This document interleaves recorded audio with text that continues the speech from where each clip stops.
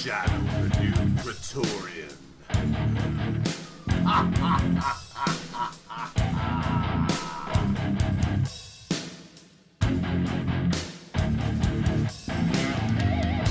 I mean, talk common sense about this, but he's pretty easygoing, and if you don't like it, we'll change it later. We all have our say here, but I do want to do this.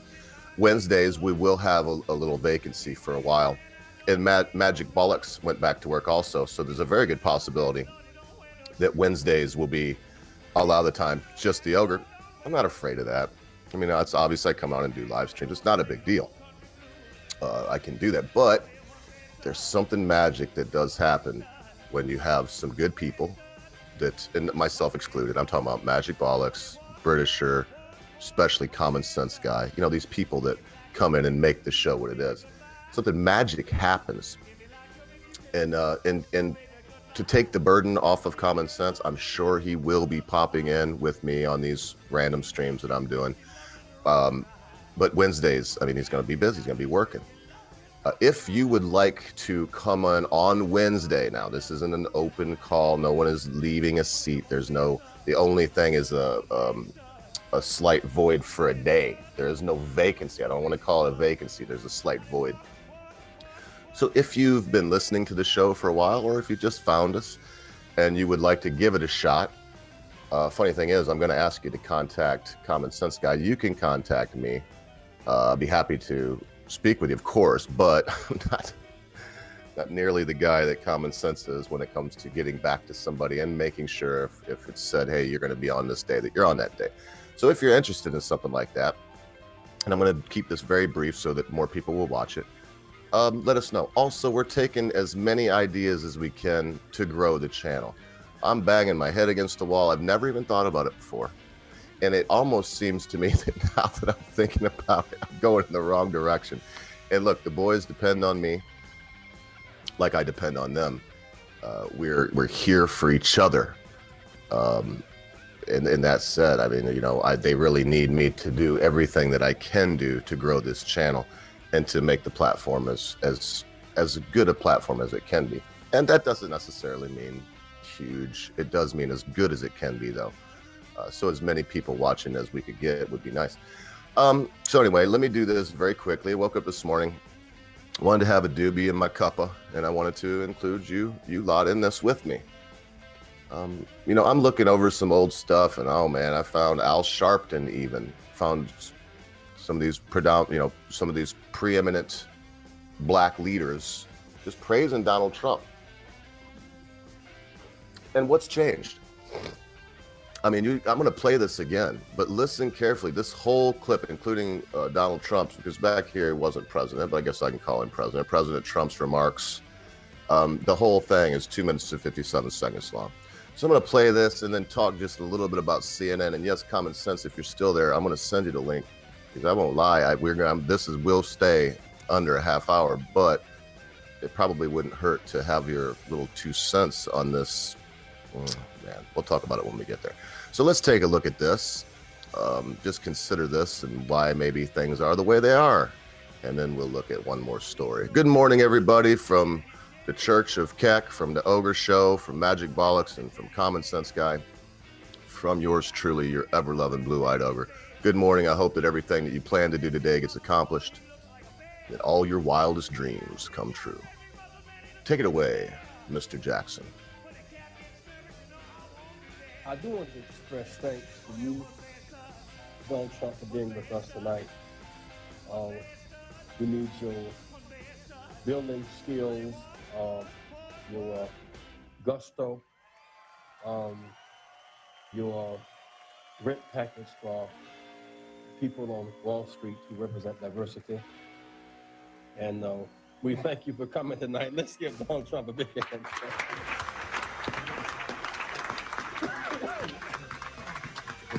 A big hand for Donald Trump. I now want to bring forth a friend who has, well, he is deceptive in that his social style is of such. One can miss his seriousness, and his commitment for their success is beyond argument. When we opened this Wall Street project, and we talked about it. He gave us space at 40 Wall Street, which was to make a statement about our having a presence there. And beyond that, in terms of reaching out and being inclusive, he's done that too. And created for many people a comfort zone when I ran for the presidency in 84 and 88. And many others thought it was either laughable or something to avoid. He came to our business meeting here in New York because he has this sense of the curious and a will to risk to make things. And I got one other thing I want to look at, Common Sense, so I even cut that short by about a minute. We can see right there, Common Sense guy. I'm sure you know who this individual is. Reverend Jesse Jackson, been prominent civil rights activist since the days of Martin Luther King, new Martin Luther King. New Malcolm X. Been around for a long time doing his thing. Boy, is it crazy. I was going to juxtapose some other quotes from today, recent quotes from Mr. Jackson, where he says quite the opposite. Doesn't say anything about his curiosity and about how he loved to come and help this black man when everyone else considered him to be a joke. Didn't talk about how he was great at hiring all kinds of races of people. I mean, and this is, nobody forced him to say these things. But boy, now the guy's a racist. He's always been a racist. His dad's a racist. His whole family's a racist. And I know, Common Sense, that this is getting to be ad nauseum, but I see one big problem in the world right now that's glaring. It's a glaring problem, and it's not being addressed. And that is that of mass immigration destroying cultures such as your own, and this idea that white people are evil and all other races are good and benevolent. And something's got to be said about it. Yeah, no, I actually completely and utterly agree with you on that point. Though I would take it a step further. I'd also say for people like Jesse Jackson that are now coming out and saying all these different people, all these different things about different people, it's amazing if you go back far enough, everybody would say how good Trump was and how good he's doing at this, on that, or anybody. And as you said, it's amazing how everything's now changed, but nobody's pointing out the hypocrisy in it. Are you trying to tell me that Donald Trump paid you to say that? Does that mean that this is your opinion, or does that mean that's your opinion? Where's the actual point? What are you trying to say? Are you just saying it because you're at are you trying to say it that because you're at a Trump event, or are you trying to say it because now it's more popular to say that Trump's a racist? What are you actually trying to do? Are you still believing in what you're saying, or are you actually just saying it for people to believe? Because there's no way out of it. You said it. You can't have your cake and eat it too. You have to either have it one way or the other. So Mr. Jackson, as in no time, I hate to call him reverend. For Christians, it says in the Bible not to call any man your father or reverend. It says that in there. So if you're a Christian and you're calling people reverend, check yourself, dummy. You ain't supposed to worship any man on earth. So anyway, Mr. Jackson, one way or the other, Common Sense, he never made it clear when this changed. So it's a blatant case of hypocrisy. Well, it's the same thing for when Clinton was going against Trump as well. Before the actual process of her running for presidency, Trump was one of the best people that you could ever be friends with. As soon as Trump starts running, he's a racist, he's xenophobic, he's homophobic, and it's just like, you're playing to a crowd. You're literally playing to a crowd rather than actually playing your actual proper politics. You're just going, well, people think he is, so I'm going to say he is, and I'm just going to win people like that. And it's just pointing out the fucking hypocrisies. Yeah, blatant fucking hypocrisy. Just unbelievably blatant. Hail to you too, Jensen Quinn. And like I said, it's gonna be brief. I got one other thing to look at, and then I'm gonna make another plea for anyway. I thought maybe we'd look through and see if we get somebody new. And with all respect, not Zero Cool or even Memes of Destruction, or somebody that maybe has been listening for a while. Or just started listening that they thought to myself, so I don't want to get off on that right now. Just trying to take a little load off your shoulder. I think that's actually a really good idea. No, I actually think that's a really, really good idea, to be honest with you, because it gives a point of people actually having a guest spot and seeing how everything is actually run. And as hard, well, I find it very easy because, as you well know, I just sort of took to it like water, like a duck does. But for some people, it's extremely hard. So for people to be able to understand how it goes into a show, what you actually need to do, what stories you need to read, and things like that, I think it'll be really interesting for other people on the background to be able to find out what's going on. And I'll be gone for about 10 weeks for Wednesdays anyway. I just want to get your take on this really quickly. It'll keep me from going on and on and on about it. So CNN, man, not that I'm in love with Fox or anybody, MSN, they're all the same to me, basically. But CNN has got to be the ringleaders and the absolute worst. CNN leaps into the toilet. Network aired 195 uses of, and I'll just say it, of course, shithole on Friday. Common sense. I don't even want to say anything more other than to ask you, what do you think of a news organization that says this word for whatever reason 195 times? I have 2 points on this one. I have a point of where, if it was past watershed, I don't really have much of a problem with it. But at the same time, it's a case of, if it's being said 195 times in a single fucking day, then it's a case that they're just promoting the name of it and trying to feign shock value. And if you cover it up like with the stars, like it's actually on the program as it is now, as what you've got, if you cover it up, it doesn't have the same shock value as actually reading the word or people saying the word.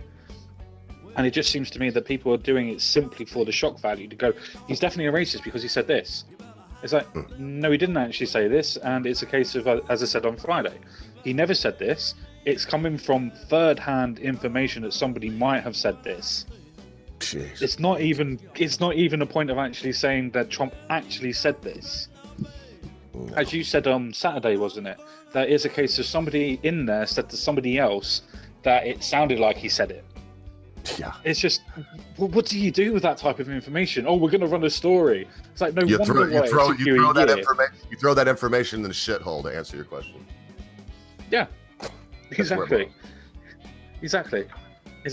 It's just second or third information. If you can't guarantee your sources, then how the hell can you run a story?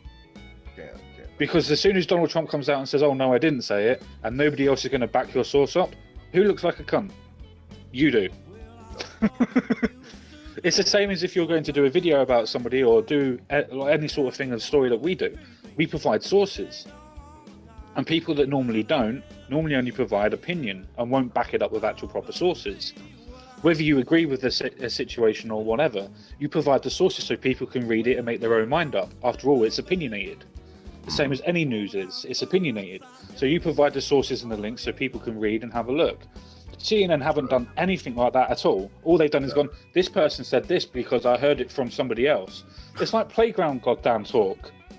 It's literally like playground talk. Oh, Jimmy said to Sally, and Sally said to Tasha that Tasha's now gay. It's just like, what the hell? I didn't realize that news organizations do third-hand information. With one tiny little thing that makes it worse than playground talk, this is real life and it affects people. It affects this affects humanity. I mean, it's good Lord, it's crazy. And yeah, no, it affects the whole politics. It affects the whole politics, is what you're saying. Because now people will go, oh, did he actually say that? Is this true? And it's the same thing for poor Tasha. Now it's going around the school that everybody thinks that she's gay until she comes out and says, no, I'm not. Because we all remember how quickly wildfire rumors spread around the school. Nicknames, the little nicknames that we come up with, people normally stick with us. Mm-hmm, yeah. And that's what this is going to be associated with now. Oh, Donald Trump said all countries are shitholes. No, he didn't. But even if he did, it wouldn't bloody matter. Because you can go to...